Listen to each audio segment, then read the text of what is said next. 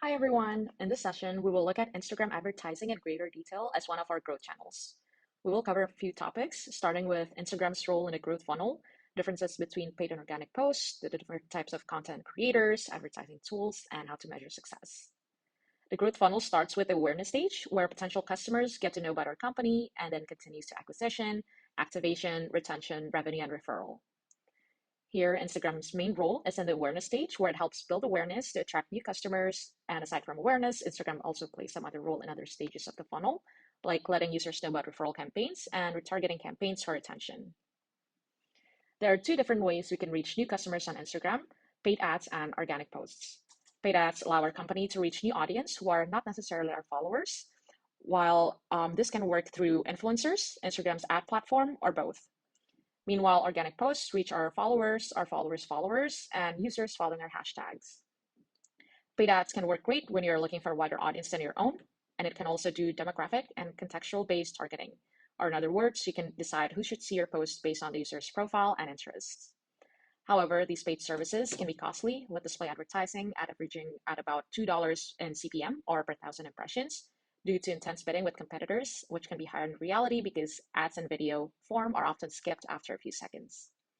Organic posts, on the other hand, are affordable and they are great for community building around the company's brand, and they are easier for customers to engage with. However, the downside of organic posts are the limited audience reach, especially as you're just building out your brand, and the inability to segment our audience to show more relevant content. And of course, we can stress enough the importance of experiments across paid and organic Instagram posts to find the best method to grow your customer base.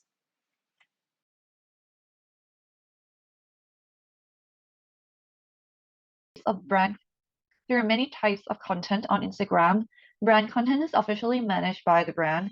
It is important for a brand to have an official Instagram page to establish presence, increase brand awareness, and serves as a platform to connect with the audience. Here are some examples. Number one is from Rare Beauty. This is a post featuring Selena Gomez, who is the founder and also the face of the brand. This post from H&M, the model is wearing H&M products, and there are links that customers can click to directly purchase these products from the Instagram shop. This video reel from Paula's Choice showcased the products and also their benefits. User-generated content, or UGC, is the organic content created by the customers of the brand. UGC is critical to build trust and signal authenticity, which really matters for consumers these days. Research shows that consumers are 2.4 times more likely to view user-generated content as authentic compared to the content created by brands. Above all, UGC is cost-effective relative to other types of content. Here are some examples of Lululemon and Calvin Klein posts. They both feature content created by customers, and they both promote their hashtag to allow the customers to participate. Influencer content. Influencer content helps establish social proof and create trends and also generate higher revenue for the brand. If the brand chooses influencers whose image align with the brand, then they can directly reach out to the target customers who would be the followers of these influencers. Some examples here: Kylie Jenner is the celebrity influencer who has over 3 million followers on Instagram. Influencers can be from any fields or industry. Cristiano Ronaldo is the superstar athlete who has over 5 million followers on Instagram. Micro influencers, like those under Amazon influencer program, may earn commission directly from the purchases made through them. Let's talk about why creators are important to work with. Consumers have grown a lot more discerning and they don't like being sold to, so traditional forms of advertising have become less effective. And this is especially the case as more people turn their attention to and spend more time on social media. Instagram creators often command a very highly engaged and trusting community within their respective niches. Creators on Instagram are often grouped by the size of their following. So we have influencers ranging from mega influencers with followings of over 1 million all the way through to nano influencers. It's important to note that bigger is not always better. Sometimes smaller creators have a more tight-knit and highly engaged and loyal community base, and they can often be more affordable to work with, so they can be more effective use of marketing funds. However, larger creators do command a more massive audience, and they often provide high production value. Creators can also be segmented by niche, and it's important for brands to consider which niche and target audience they are trying to appeal to when selecting influencers to work with. There are many ways to collaborate with influencers.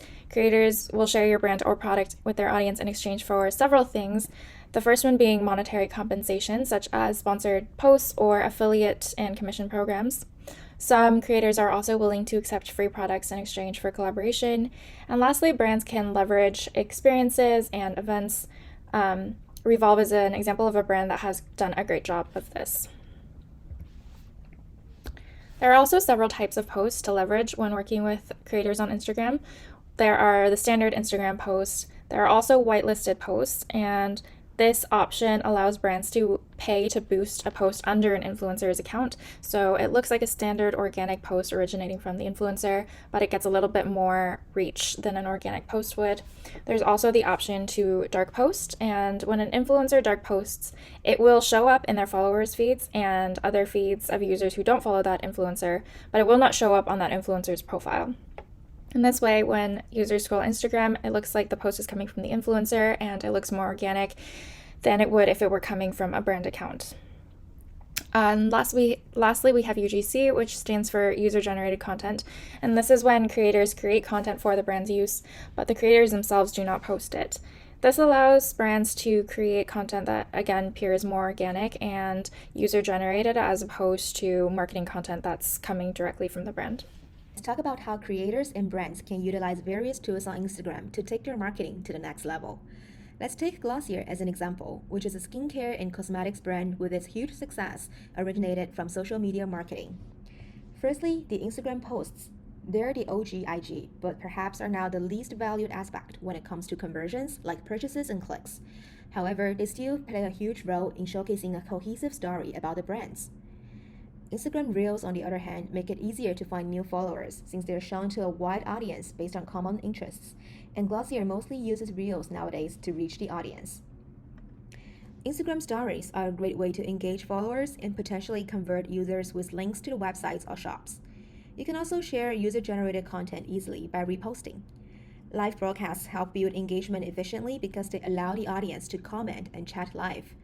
Glossier utilizes the highlights function on the homepage to make collections of stories and lives for rewatch so that they don't expire in a 24-hour window. Another very important feature is shopping, especially for brands like Glossier, which use Instagram to supplement their e-commerce business. The Instagram shop is accessible from the bottom navigation menu on the app, but there are multiple ways to direct users to the shop from posts and stories, like what Glossier is doing right here in the middle part. And lastly, there is also the Meta Ads Manager for any brands or creators running ads across platforms like Facebook, Instagram, and Messenger. It is an all-in tool for creating ads, managing when, where they're going to be running, and tracking how well the campaigns are performing with the help of analytics tools. This one-stop tool is crucial for brands to understand their growth funnel statistics and improve advertising campaigns, especially on the awareness, acquisition, and activation steps for the growth funnel. So now that we have a better understanding of Instagram advertising, I would like to share how we can effectively measure the success of Instagram ads using these 9 success metrics. First, impressions. Impressions is one of the most basic metrics, and it measures number of times your ad is placed on a screen for people to see. However, this doesn't always equivalent to the number of times people actually see your ad. So that's why the second metric, reach, is important as well.